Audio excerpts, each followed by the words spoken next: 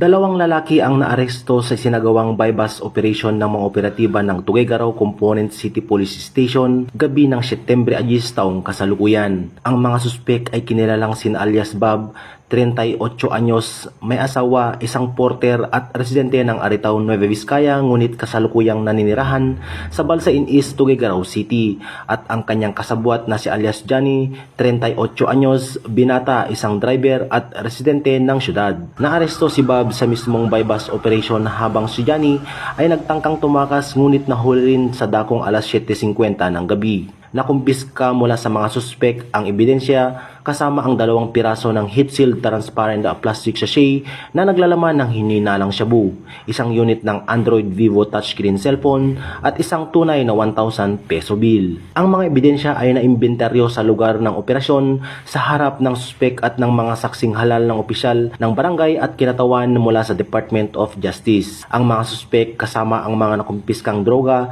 at gamit ay dadalhin sa PIDEA para sa sagawang drug test at laboratory examination. Pagkatapos nito, sila ay isasailalim sa medical physical examination sa People's General Hospital bago pansamantalang ikulong sa custodial facility ng Tuguegarao Component City Police Station sa Carig Sur. Kasalukuyang inihahanda ng himpilan ng Tuguegarao City Component Police Station ang mga kaukulang dokumento para sa pagsasampa ng kasong may paglabag sa Republic Act 9165 o ang Comprehensive Dangerous Drug Act of 2002 laban sa mga naturang suspek. Patunay lamang na ang ating kapulisan ay hindi titigil upang mapuksa o matigil na ang karahasan upang tuluyan ng tuldukan ang paglaganap ng ilegal na droga sa ating bayan para sa kapakanan ng bawat mamamayan. Mula dito sa Lambak ng Cagayan, ako ang inyong Police News Network Correspondent, Patrolman Balawag, alagad ng batas, taga-taguyod ng Balitang Pulis.